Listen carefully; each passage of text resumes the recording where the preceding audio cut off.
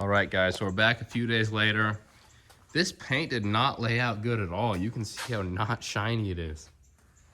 I don't know what happened, but I recommend not using the Tractor Supply paint and definitely use the Rust-Oleum, because I've used the Rust-Oleum plenty of times and it always lays out nice. And normally I'm not the best painter, so I always get a few small runs. You probably can't even tell, but those are always the most shiny parts, because the whole point is to get enough paint so it's not too dry. But even here where I got the runs, it's still not even shiny. So it's the paint. It was almost like it had like dirt in it or crap in it or something, because I cleaned the gun really well and I cleaned everything before I mixed it up.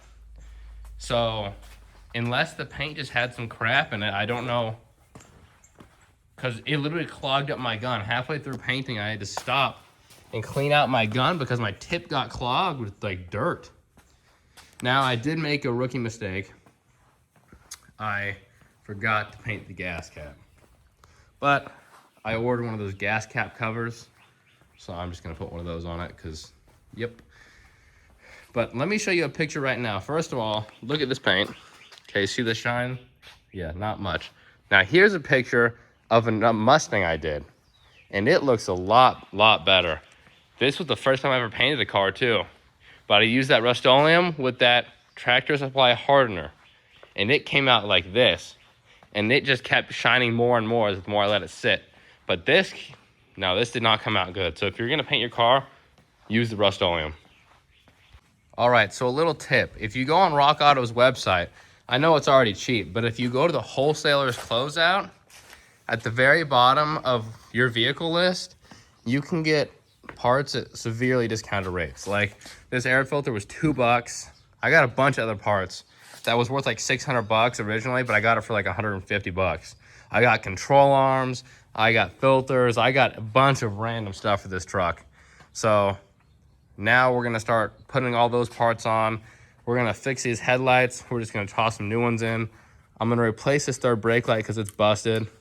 I even got some new taillights for it because the other ones were messed up. And yeah, so let's just go from there.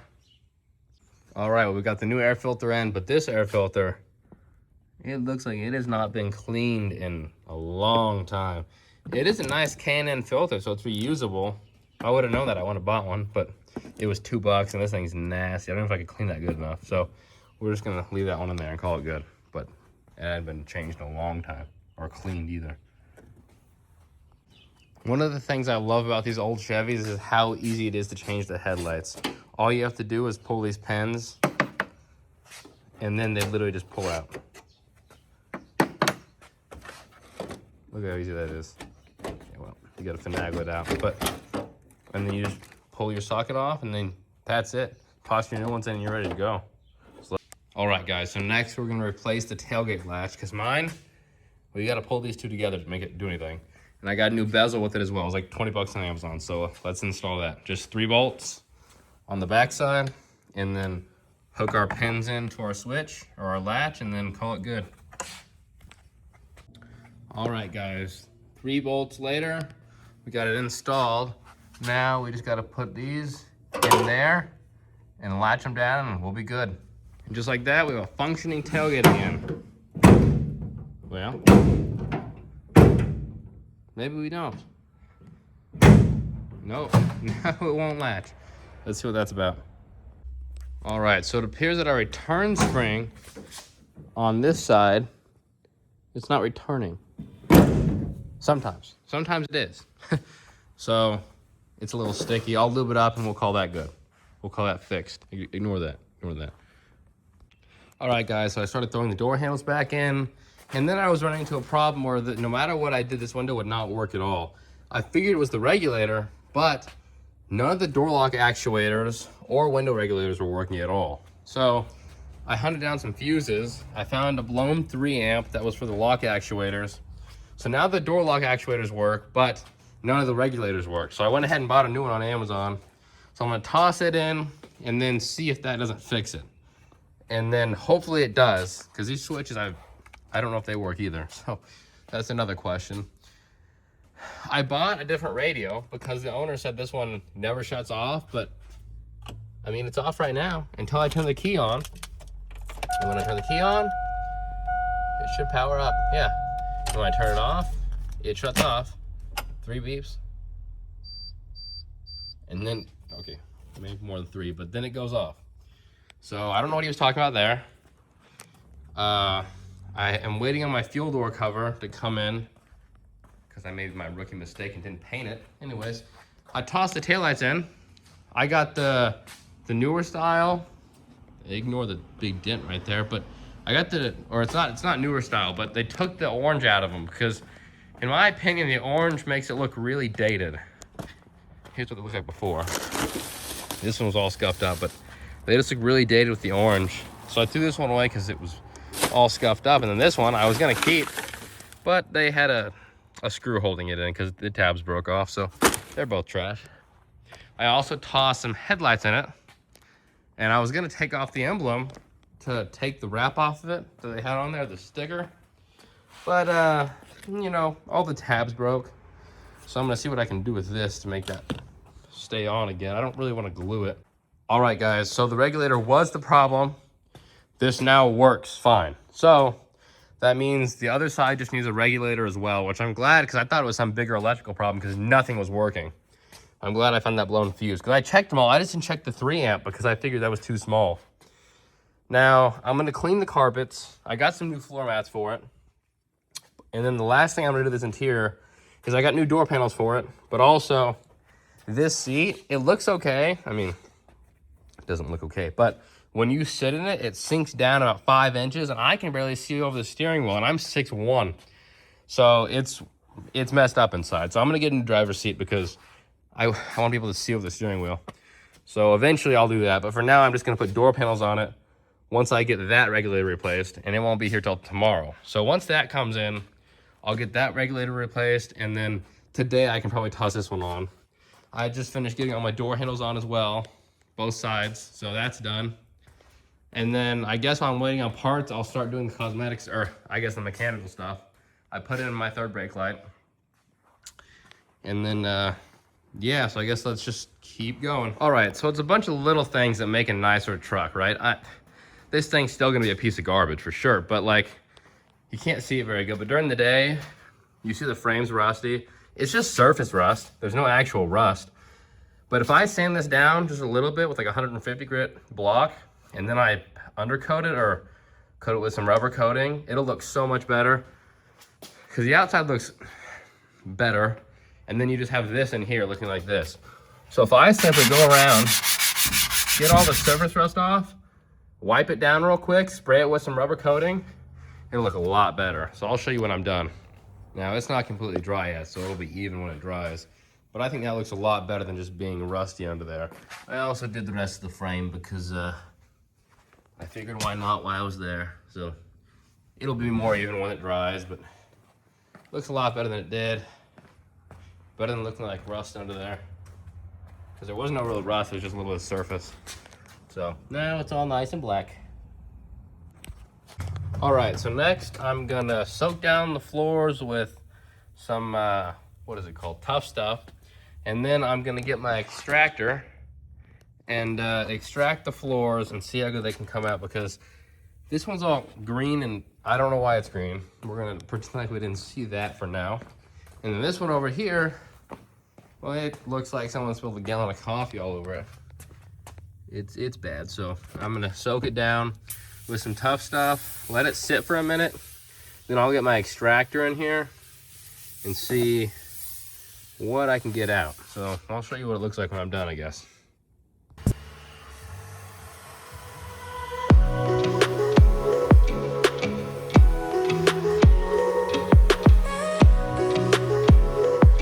Well guys, bad news. This is after 3 rounds of extraction. I've determined this is the actual carpet color, and this is just really faded, and I'm never gonna be able to get that out. So, yep, and then this is bleached, so I can't fix that. So this is good enough, I guess. We got no choice really, so it's good enough. All right, so I've worked some off camera, and I had this Bluetooth FM transmitter that I was trying to rig in here. We just put one in my friend's truck and we had to rig it to the cigarette lighter. But the problem is there's no key on power from those. It's all constant, so it would never turn off and would drain your battery. So if you wanted to fix that, you had to run it to a fused key on source. So yeah, we'll get to that in a second. But I took all this apart, I ran it through the dash and to this fuse box, and I found a key on power, something for the ignition related. And then I ran it through all this, and let me go to the other side and I'll show you exactly what I did to make that mount, because I was gonna mount it to the dash, but I didn't think that would look very good. So there was a blank spot above the airbag turn off switch. So I had a big mount. So I used that and filed it down until I got it to fit in that top square. And then I just drilled a little hole in the other filler, and now it's mounted in there and the wires are hidden. So that looks a lot better than it was going to, because I was gonna mount it up there. I don't think it would look very good. So that's the setup now. But what I didn't realize when I was doing it was it's a 5-volt system, not a 12-volt. So I was wiring it directly into the truck, which was 12-volt, and it just wasn't powering on. So first of all, I had to cut off the USB-C end and wire that to the fused hook in for constant or key power. But after all that, it wasn't working. So after a little bit of research, let me show you. I figured out that it was a 5-volt system, and you have to get a converter from 12-volt to 5-volt. They're like $7 on Amazon. So that's what that is. So we steal the power from there. I ran a ground down below the dash. Then I hooked those two into the regulator, and then yellow's now power out going to the screen, and black is ground going to the screen.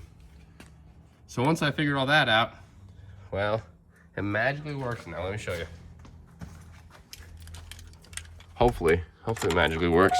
Okay, key off, key on. Should come on with the radio. Yes.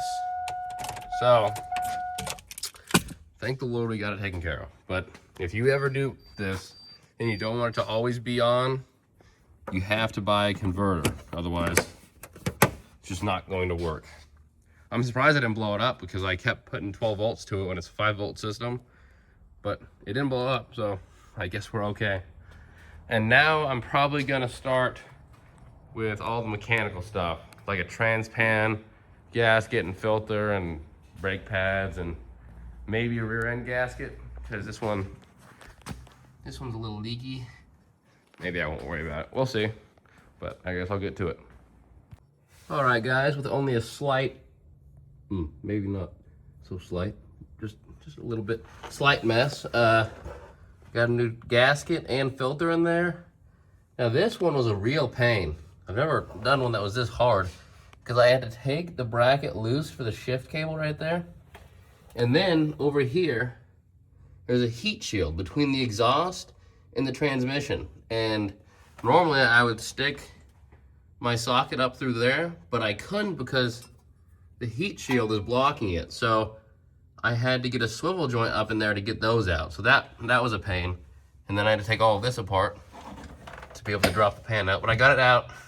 I got a new gasket in, a new filter in. So that should be ready to go. Now I gotta clean my floors, but whatever. I don't know how long it's been since it's been changed. Here's the old filter. Let me see if I can. It doesn't look awful. The bottom of the pan was surprisingly clean for, well, 300,000 miles. So I think the transmission's probably okay. Now I'm gonna go ahead and change the oil, do a few more things, and then, yeah, maybe call it good for now. All right, I'm letting the oil drain out right now. Yep, but one thing I thought was interesting was the AC Delco, the actual like GM brand filter, was cheaper than all the other ones, like all the frames and everything. So I went ahead and bought the actual AC Delco. I normally don't, but it was like $4 instead of like $6. So just thought that was interesting. Okay, one thing, if you're doing a transmission filter change at home, when you buy the filter, they always give you this rubber gasket, right? I never use these. They are awful. You can't tighten them down, and if you do, they just split and crack out, and they always start leaking. But for like 15 bucks more, you can buy a Felpro one that instead of made of rubber, it's a differential gasket, but it's similar. It's just like it's not old cork, but it's like a plasticky cork type thing. So you can actually tighten it down and it won't just split and crack. So if you're doing it at home, just pay the extra money. That way it doesn't start leaking. It'll last a lot longer than these cheap rubber ones. Especially on one like this, where it's hard to do, you don't have to go do it again. So just pay the extra 15 bucks and just do it because it'll last you a lot longer. All right, we just got this door panel back on. So now the interior is fully back together besides one thing. Center console lid. Well, it's not on the center console. It broke off and I couldn't find one that matched for a reasonable price and it just separated. So I'm gonna do the right thing, the wrong thing, and I'm gonna pull it apart and I'm gonna put it back together and then put it all back together. So let's see how I can do that, I guess. All right, guys, so for right at $500, this is what we got. Okay, we got some new headlights in here. Cheapest ones off of Amazon, like 60 bucks. Okay, we got a $100 paint job, so it's not all paint faded. If you remember what it looked like before, the hood and the roof was awful, so it's better, it's not perfect. We got a fuel door cover because, well, rookie mistake, I forgot to paint the fuel door. Okay, we got taillights. I got the ones without the orange because I think they look newer and make the truck look like it's not so old. You got a dent there that I didn't fix. Okay, we got a new door handle here because, well, I broke the old one. We got new door panels on both sides because when I bought the truck, it didn't have a driver's side one. We replaced this latch because I broke it. Yep. Back seat's pretty nice. Okay. We got this FM transmitter up here that I ran through the dash and put a converter in, that way it'll run good. I put a new latch to the hood because I broke that. I guess, I don't know, me and this truck have a love-hate relationship. I keep breaking things, but I don't know. I had to put new window regulators in both sides. I thought no way that both of them were bad. Well, the answer was yes. They were both bad. I thought it was a fuse or something because none of them were working, but turns out, no, they were both just bad. So, under here, I got a new air filter in there. Obviously you can't see it, but it's in there. An oil change. I dropped the transmission pan out and put a gasket in it, a new filter, and then put new fluid in. The battery's good. I didn't mess with it. I charged it because I killed it when I was messing with the FM transmitter stuff. Let's see, what else do we do? We coated the frame so it's not rusty anymore because you can see it straight through there. So that looks a lot better. So for right at $500, this is what we got. I had a new latch there too because it was already broken. But half this was thanks to Rock Auto because they had their wholesale clearance section. So I was able to get a bunch of stuff. This is only some of it that I still haven't even put on yet. I got new control arms and stuff as well that I need to put on. But I got that stuff for like 150 or 200 bucks. So, yeah. I think so now we have $2,500 in this truck. I think it's pretty decent for what it is. It's an 8-lug, so it's a 2500 HD. So it should be able to pull a trailer. That's what I'm gonna do with it. But yeah, if you wanna see more stuff like this, stick around. I also wanna say, the reason I was able to do all of this so cheap is because a lot of the fixes I had were free, and they're not the right way. They're like the Chevy emblem. It was falling off and broken, so I put a bolt through it because this is a cheap truck, and that emblem on Amazon cost $100 for one that would fit this truck. So I'm not paying $100 for that, okay? And when I was doing the headlights, this side worked, this side didn't. I didn't know why, but it had voltage. Turns out the sockets that the lights went into were so corroded and bad, I couldn't clean them enough to get them to work. So I had to get new ones of those, but for $7, I had to rewire this whole side. But for $7, I was able to get that working. And then I put new window regulators in it myself. And then for the center console, we got 2 bolts there because a new center console was like $100 and I couldn't find just the lid. So that was that. And then You got cheap floor mats. And then the paint job, well, if you do it yourself, you can do it for $100. So that was how I did that. And then I just got some cheap Amazon taillights. And then thanks to Rock Auto's clearance, we were able to get those parts all cheap. So if you want to do it cheaply, it's possible. You just got to look for ways to do it and try to fix what you have and not just replace everything. Now I had to get new door panels because, well, here was the one that came out of it. It's not awful, but it's not the best. And I didn't have one for the driver's side anyway. So yeah, about $500, so $2,500 all in. We have a running driving 6.0 4L80E 2000 Chevy 2500 HD. So I think we did pretty good on this one, but let me know what y'all think.